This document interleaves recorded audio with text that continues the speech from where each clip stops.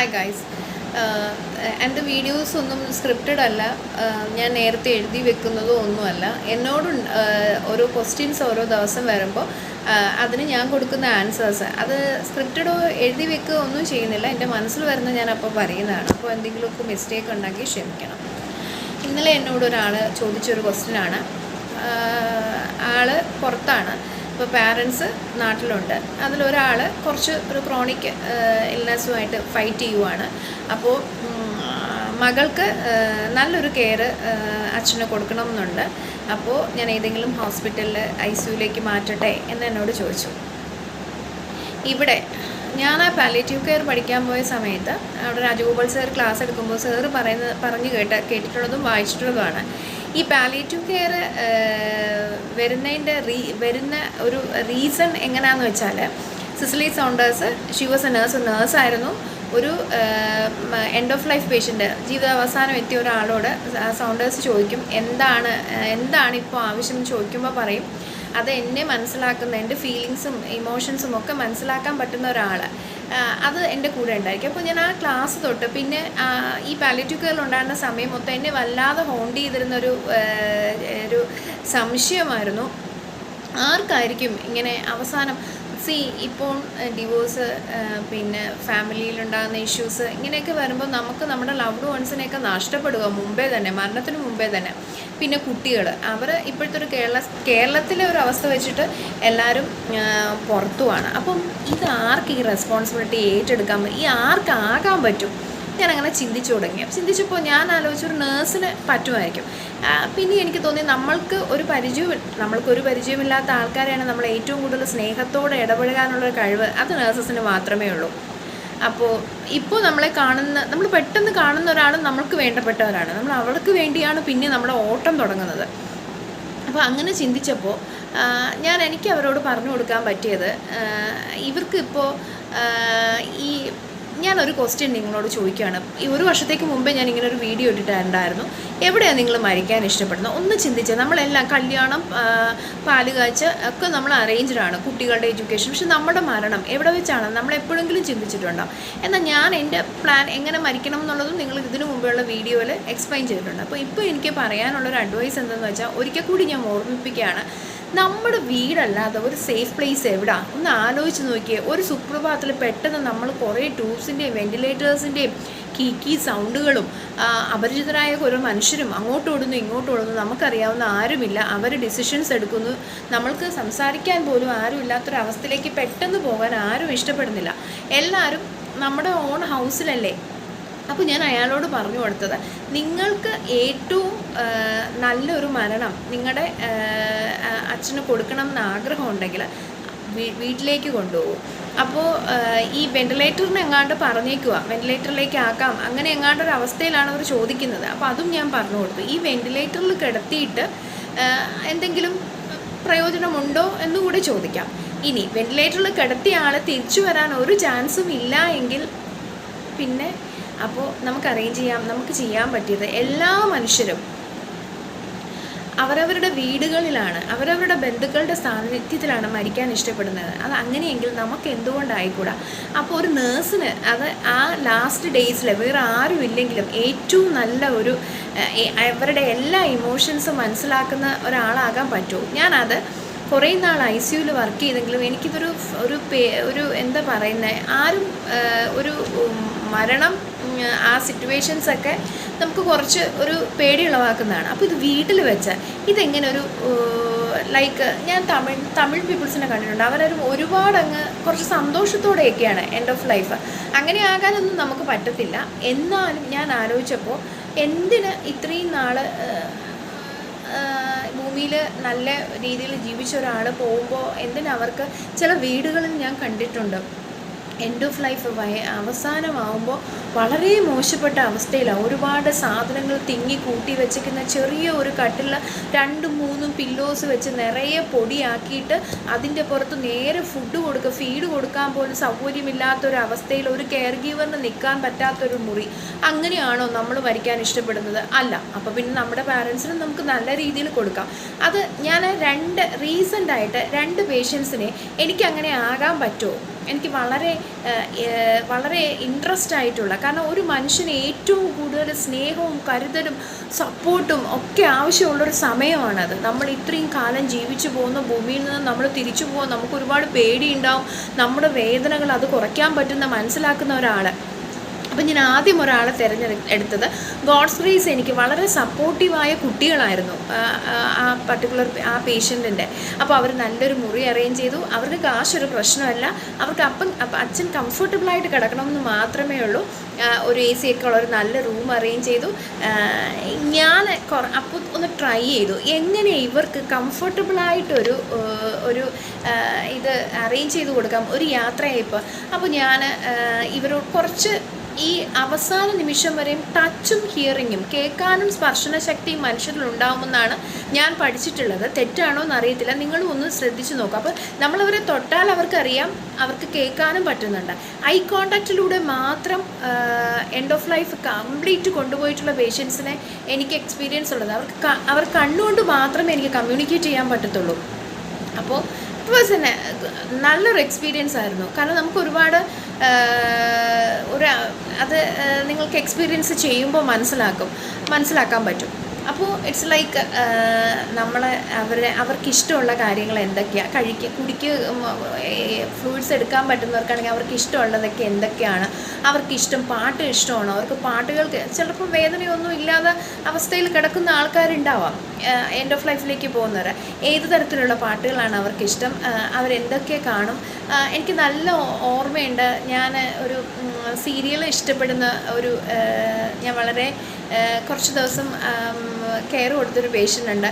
അപ്പോൾ അബോധാവസ്ഥയിലാണെങ്കിൽ കുറച്ചൊരു semi conscious ആണ്, പക്ഷേ ഈ സീരിയൽ എന്ന് പറയുമ്പോൾ ആ സൈഡിലേക്ക് തിരിയാറുണ്ട്. അപ്പോൾ അവർക്ക് എന്താണ് അവരുടെ ഇഷ്ടം എന്നുള്ളത് നമ്മൾ നേഴ്സസ് മനസ്സിലാക്കിയിട്ട് അത് അവർക്കിഷ്ടമുള്ള മ്യൂസിക് പ്ലേ ചെയ്യുക, അവർക്കിഷ്ടമുള്ള ഫുഡ് കൊടുക്കുക, അതിനകത്ത് വലിയ പ്രശ്നങ്ങളൊന്നുമില്ലാതെ അവരെ മെയിൻറ്റെയിൻ ചെയ്ത് കൊണ്ടുപോവുക.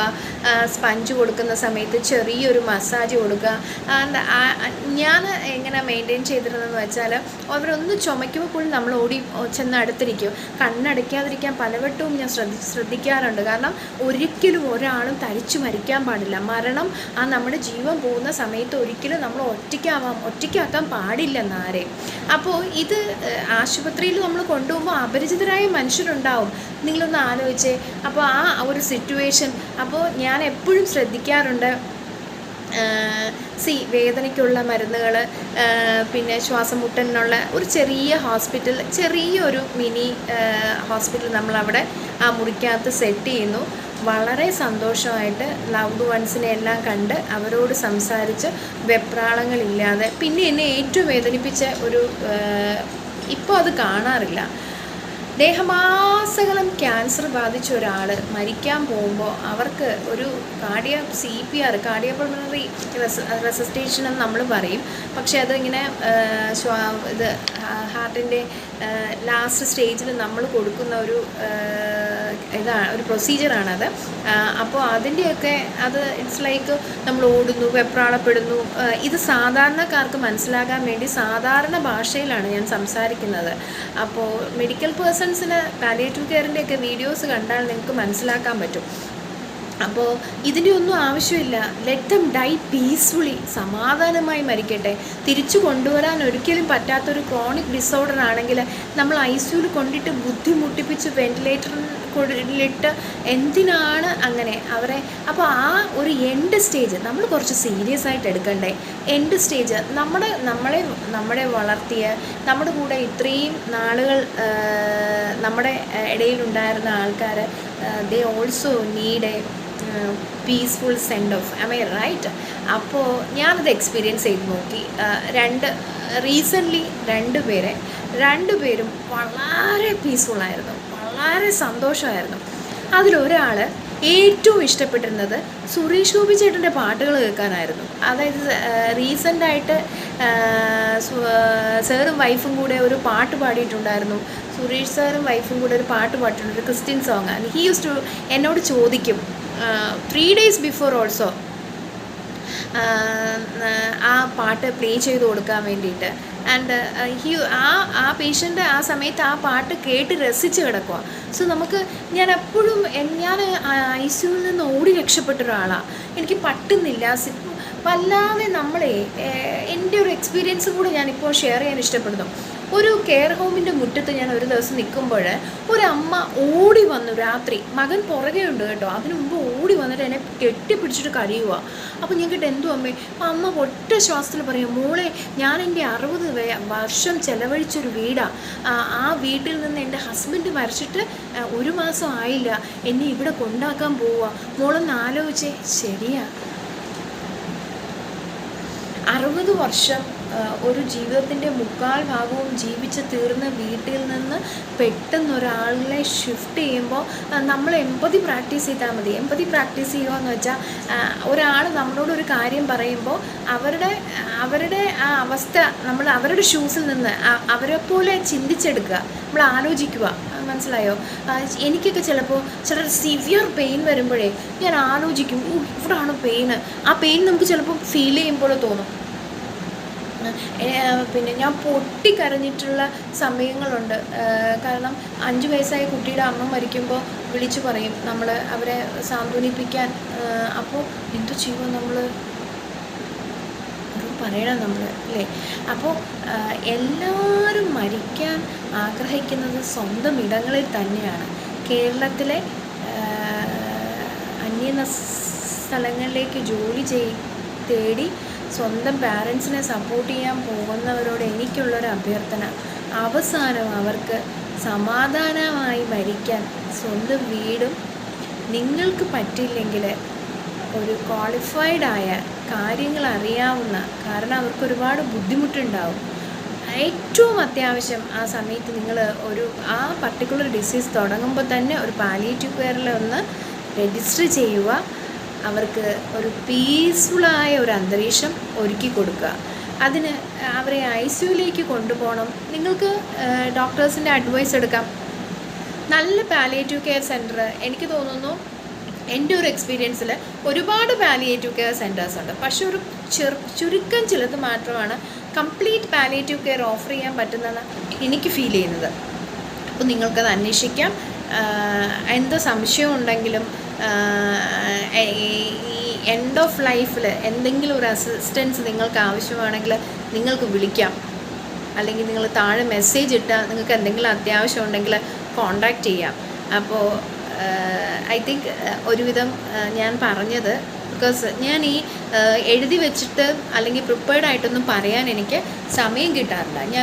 It's like one man army. I have to take care of my own things. എൻ്റെ ട്രീറ്റ്മെൻറ്റ്, എൻ്റെ കാര്യങ്ങൾ, എൻ്റെ ഫിനാൻഷ്യൽ സ്ട്രഗിൾസ്, പിന്നെ എൻ്റെ വീട്ടിലെ ജോലികൾ, എൻ്റെ കുട്ടിയുടെ കാര്യം, പിന്നെ അതിനിടയ്ക്ക് കിട്ടുന്ന എവിടെയെങ്കിലും പോകാൻ ഇറങ്ങി നിൽക്കുന്ന ഒരു സമയം, അപ്പോഴാണല്ലോ നമ്മൾ കുറച്ച് കളർഫുൾ ആവുക. ആ സമയത്താണ് എനിക്ക് ഈ വീഡിയോസ് എടുക്കാൻ പറ്റുന്നത്. സോ നിങ്ങളിൽ ഒരാളായിട്ടാണ് എനിക്കൊരു കംപ്ലീറ്റ് വീഡിയോ ഒന്നും പ്രൊവൈഡ് ചെയ്യാൻ, ഇറ്റ്സ് ലൈക്ക് കളർഫുൾ, കുറച്ചുകൂടെ അട്രാക്റ്റീവായിട്ടൊക്കെ ചെയ്യാനുള്ളൊരു സിറ്റുവേഷൻ എനിക്കില്ല. പക്ഷേ ഇവിടെ നിന്നുകൊണ്ട് എനിക്ക് എന്ത് ചെയ്യാൻ പറ്റും? 3 രൂപയോളം വിലയുള്ള മോർഫിന് 20 ലക്ഷം രൂപ ചിലവാക്കി തളർന്നിട്ട് അവസാനം പാലിയേറ്റീവ് കെയർ സെൻറ്ററിൽ എത്തിയ ആൾക്കാരെ എനിക്കറിയാം. അപ്പോൾ ഇതിനെക്കുറിച്ചുള്ള എനിക്ക് കിട്ടിയ ഒരു ട്രഷറുണ്ട്. അതിൽ പലതും നിങ്ങളോട് പറയാൻ വേണ്ടിയിട്ട് എനിക്ക് പറ്റുന്ന രീതിയിൽ എൻ്റെ കയ്യിലുള്ള റിസോഴ്സസ് വെച്ച് ഞാൻ ചെയ്യുന്നതാണ്. ഇതിൽ ഒരുപാട് തെറ്റുകളുണ്ടാകും, ഇടയ്ക്ക് വേറെ വിഷയങ്ങൾ വരാം. അതൊക്കെ ക്ഷമിച്ച് എൻ്റെ ചാനലൊന്ന് സബ്സ്ക്രൈബ് ചെയ്യണം.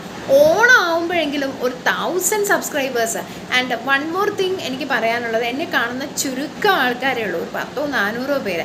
നിങ്ങൾക്കെല്ലാം വേണ്ടി ഡെയിലി പ്രാർത്ഥിക്കുന്നുണ്ട് ഞാൻ. എന്ത് പ്രശ്നം ഉണ്ടെങ്കിലും ഒരു മാനുഷിക പരിധിക്കുള്ളിൽ